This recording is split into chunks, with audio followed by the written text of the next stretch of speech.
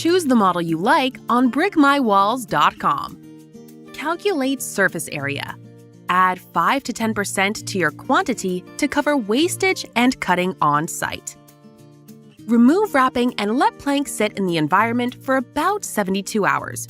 We know you are excited to go for it right away, but this is a crucial step.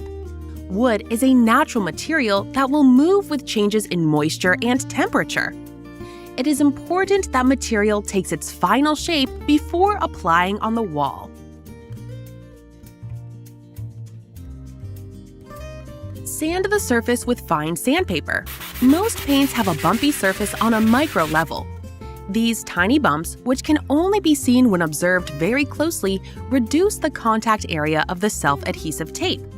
Full adhesion can be achieved only if surface is smooth. The cleaner the surface, the stronger the adhesion. Wipe the entire surface thoroughly with a dampened clean cloth. Then dry it well with a dry cloth. If dust remains on the surface, tape on the back of the product will not stick or will give up over time. Pay great attention to cleanliness. You can start from the floor or ceiling or any other part of the wall that you'd like. Draw a reference line first, using a level and a pencil. This will be your first starting row. Remember, your floor or ceiling may not be level. Create your own reference line. There will be short pieces included in the package for your convenience. You can achieve a more natural look by mixing them in between. Before starting the application, make sure that it is clean by checking the wall surface one last time with your hand. Remove protective paper from the double-sided tape. We only use tapes that are tested and approved to be highest quality on our planks. Be careful not to touch the adhesive surface, as this will have a negative impact on its bonding strength. Carefully place your first plank parallel to the reference line. Tape bonds instantly, and if plank is placed incorrectly, you will not be able to budge.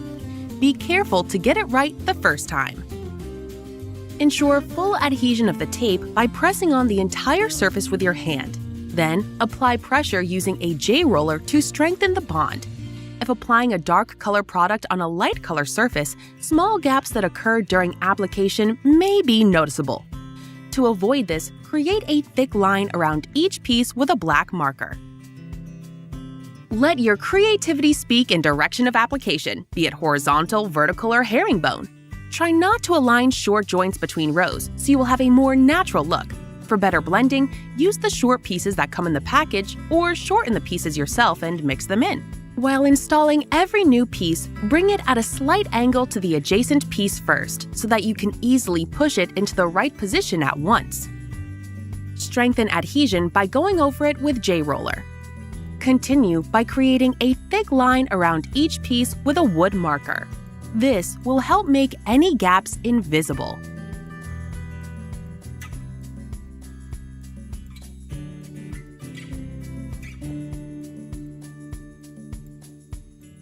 Do not skip rows to fill in later. You might have minor shifts during installation, which could make it impossible to fit a new row in there or leave large gaps in between planks. To apply next to an angled surface, align plank with the adjacent row. Place another plank on top of it aligned with the angled surface and mark along the edge. Cut through the line using either a saw or a utility knife by pressing hard along the line a few times. Using a saw is the easiest, however, cutting it with a utility knife is also possible since the product is 1/4 inch thick. After making sure that the cut you have made is deep enough, carefully separate the pieces.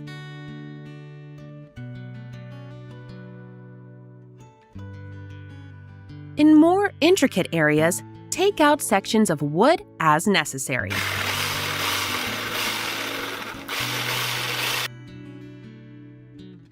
Using a touch-up pen, you can paint the sections that can be seen from the outside. Carefully place the cut piece in place. To fill the gaps in between, you can cut remaining parts that have adhesive on the back into small pieces and use them. Use a slightly damp and lint-free microfiber cloth for cleaning. Stay away from detergents or aggressive surface cleaners. Reinforce parts that do not adhere completely with nails. This will not harm the appearance of the product. It, in contrast, will contribute to the style. Always remember, our planks are not suitable for exteriors, floors, and wet surfaces. Do not expose to excessive moisture. Ideal conditions are 35 to 65% humidity and 55 to 80 degrees Fahrenheit temperature.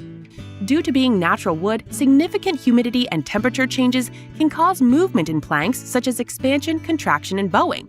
This is true for all natural materials. Enjoy your new decoration! Don't forget to take a selfie and share it with us!